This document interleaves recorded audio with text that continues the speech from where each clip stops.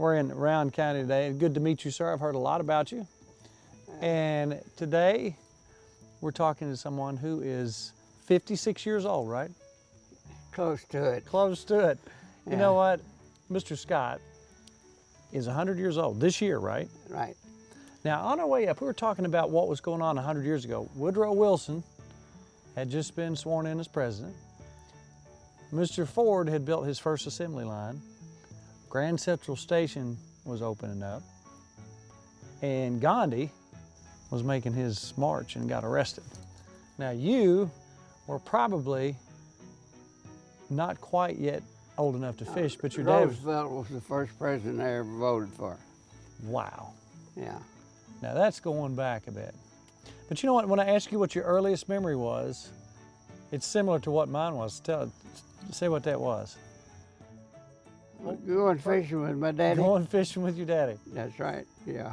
Below the dam at Forks of Elkhorn. Now you grew up around Frankfort. That's the reason I worked in the service station. Had a service station. I had an offer of another job, but they said they had to leave Frankfort. I said, well, I'm not leaving Frankfort. So you spent... So I stayed on the same street for 45 years. Wow. Selling gasoline. 5 different places. And that was from what year to what year? Yeah. About 1931, when I got out of high school. Got out of high school. I got my first job in the service station. And I ended up in the same place. Now, I have a feeling that if you like to fish, that you're one of these people who is very positive, enjoys life, and went a lot of places, fished around Canada. You talking about fishing in Canada? I guess fishing is my best thing I like to do. Yeah. Yeah. You know, a lot of people would ask, okay, you're 100 years old. I mean, that's out of the total United States population, like 0.0001% of the population makes it to 100. And you look like you're in pretty daggone good shape to me. Most people, if I didn't ask this question, people would say I wasn't doing my job. What do you attribute to being 100 years old? What did you do in your life? Moderation. Moderation. Moderation, except fishing. You didn't hold back when it came to that, right? No. I spent 6 weeks at Okeechobee fishing. At a time? At a time. In a row? Yeah. How'd you get away with that with your wife? I had a good wife. Yeah, a good wife. So she believed in moderation too when it came to you? Or? Oh yeah, she liked to do her thing, I liked to do my thing. Was that the secret of a good marriage? She was a Girl Scout. Yeah? And that's what she liked to do in the summertime. And so I like to fish. And you took off and went fishing. And so. Now, I ask you what species you like to fish for, and you're kind of like me. You like catching the crappie. I don't like to fish big fish. Right. In fact, when we go to Canada, I quit going to the Muskie and Pike lakes. I stayed and caught smallmouth. Really? Instead of fishing for the big fish. What made you want to fish for the panfish as opposed to the big fish, you think? I like the feel of the jerk. Yeah? What did you say? And I like action. Yeah? And of course we had a lot of action in those big lakes where they had that muskie and pike. Yeah. You can catch one pike right after the other. Yeah. In fact, they would be in schools. And I just didn't like to handle them. Yeah. Yeah, and so I just liked the smallmouth.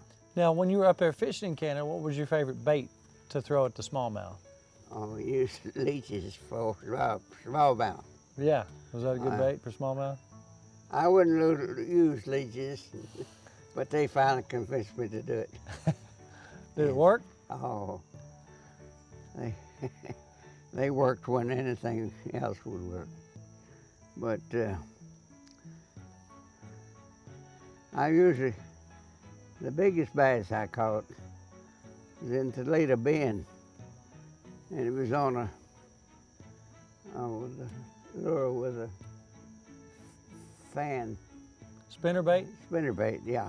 How big was that fish? And that's what we caught pike with, 6¼ pounds. It's a good bass. It's still on my wall in Frankfurt. That Big Eddie? Yeah, Now, when did you move in down there at Big Eddie? When did you move? 1941. 1941. It was a camp. It was a screened-in porch and a room with a fireplace and a small kitchen. It was all screened in.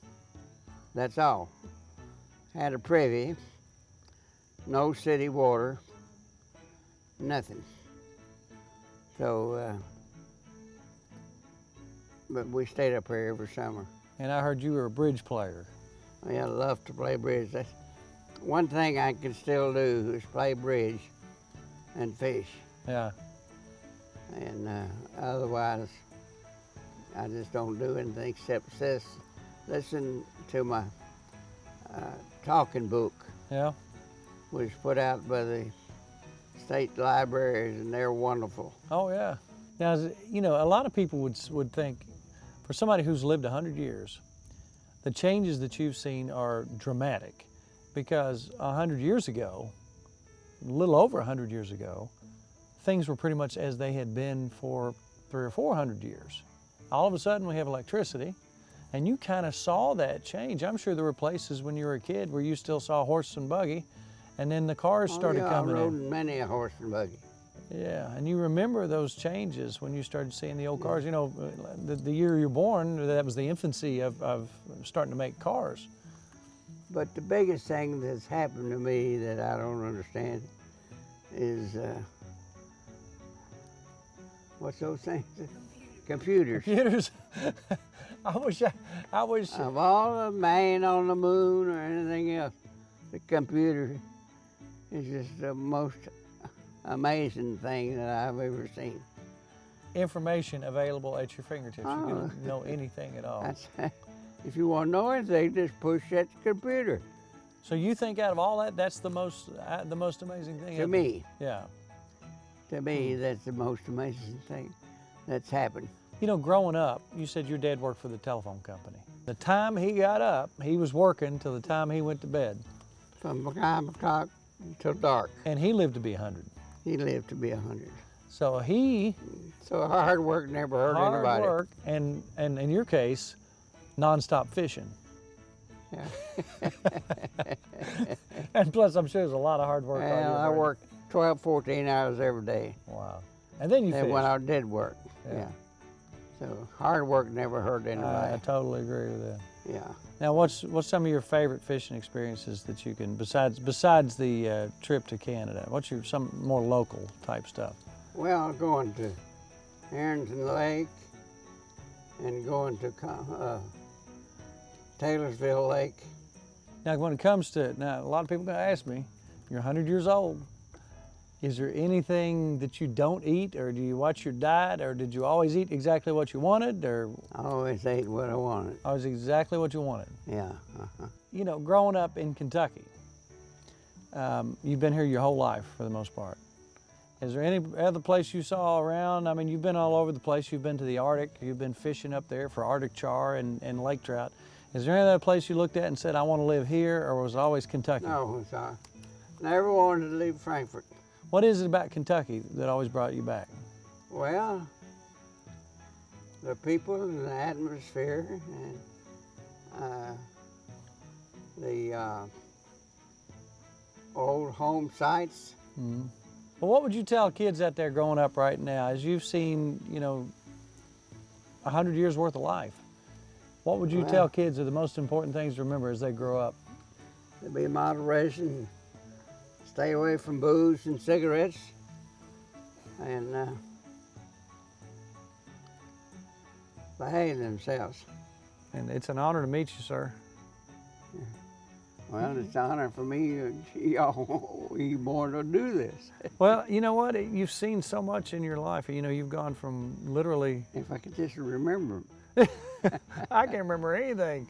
I can't remember what I did yesterday. Anyway, it's been a great life. I guarantee you. Yeah, it's been a great life.